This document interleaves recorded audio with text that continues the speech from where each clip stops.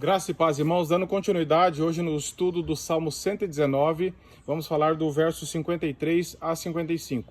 Relembrando você que todo o conteúdo passado está no nosso canal no YouTube, na playlist Salmo 119. Acompanha lá, se inscreva no canal para estar acompanhando os estudos. No verso 53, o salmista diz assim: De mim se apoderou a indignação por causa dos pecadores que abandonam a tua lei.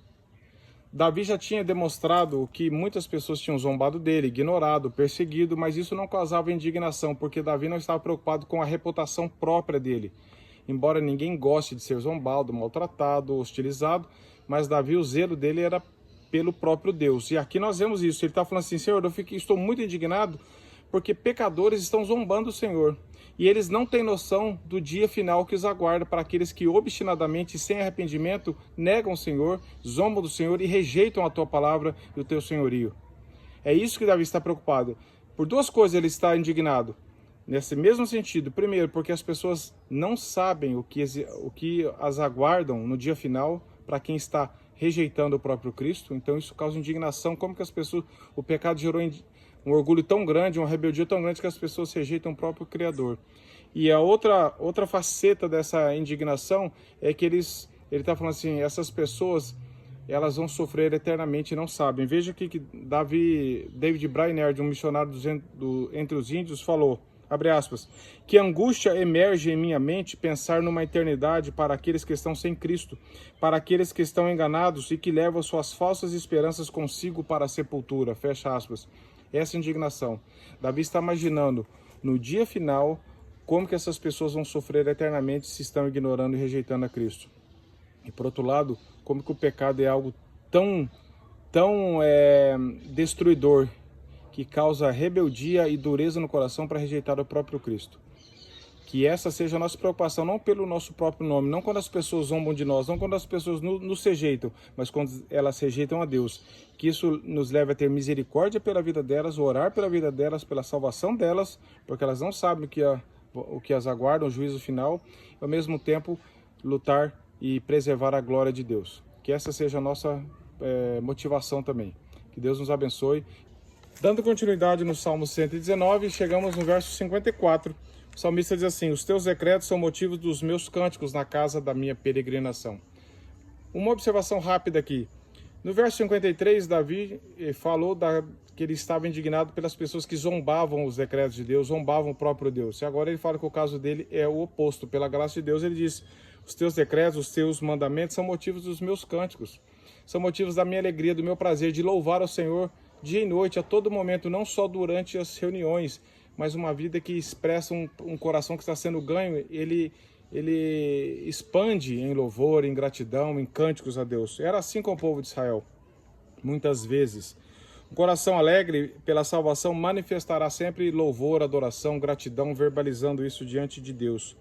E nós vemos que a religião falsa, né? Aquela religião que oprime, o legalismo, ele torna as pessoas abatidas, tristes, sem prazer em Deus. É só aquele cumprimento legalista da lei, sem qualquer prazer em Deus, sem qualquer relacionamento com o Senhor, apenas cumprindo regras. Isso é opressor, mas o Evangelho é libertador. Ele nos faz obedecer, sim, mas Deus vai nos dando prazer e alegria nesse processo.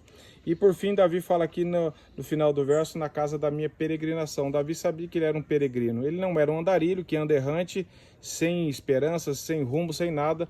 Não é um turista que sabe que está aqui para aproveitar o máximo do prazer pessoal, que sabe que vai passar. Também não é, mas ele é um peregrino. Ele sabe que ele está aqui de passagem.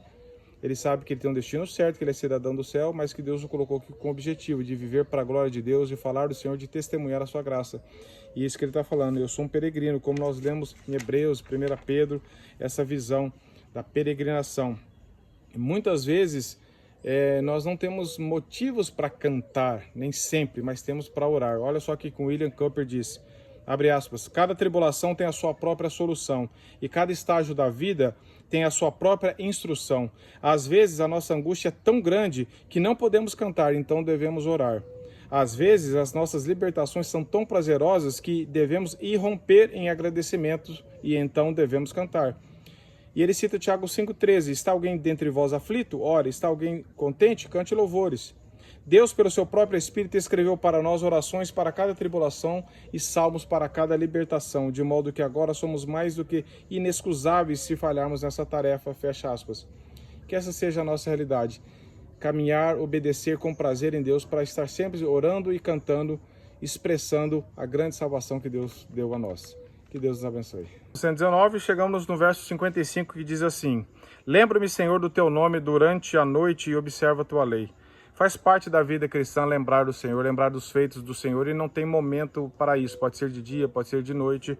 A questão é que quanto mais a palavra de Deus ocupa a nossa mente durante o dia, mais ela ocupará a nossa mente também durante a noite. E quanto mais ela ocupa a nossa mente à noite, mais ela nos ajuda a relembrar durante o dia. É um processo, é um ciclo de esperança, consolo e vigor para a alma. Davi desejava tanto a Deus e o amava tanto que ele acordava no meio da noite para pensar.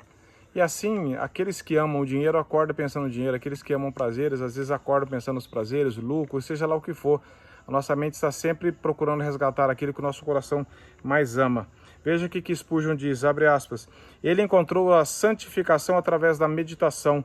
Pelos pensamentos da noite ele controlava os atos do dia. Assim como os atos do dia frequentemente criam os sonhos da noite. Também os pensamentos da noite produzem as obras do dia. Se não conservarmos o nome de Deus na nossa lembrança, não guardaremos a lei de Deus na nossa conduta. O esquecimento da mente nos leva ao esquecimento da vida, fecha aspas. Se não ocuparmos nossa mente com a verdade da palavra de Deus e não desfrutarmos de momento a sós com Deus, não viveremos em santidade e a palavra de Deus não renovará a nossa mente, como nós lemos em Romanos. John Morrison diz assim, abre aspas, horas de comunhão secreta com Deus devem resultar no desejo de uma maior conformidade com a sua santa vontade. É a lembrança de Deus que leva à observância da sua lei, assim como é o esquecimento de Deus que possibilita toda espécie de transgressão. Fecha aspas.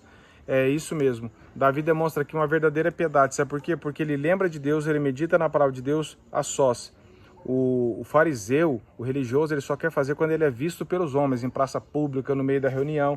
Aí ele inventa uma espiritualidade. Mas na vida a sós com ele não medita, ele não tem um momento a sós com Deus. O salmista tinha. Durante a noite ele meditava sozinho, ninguém sabia.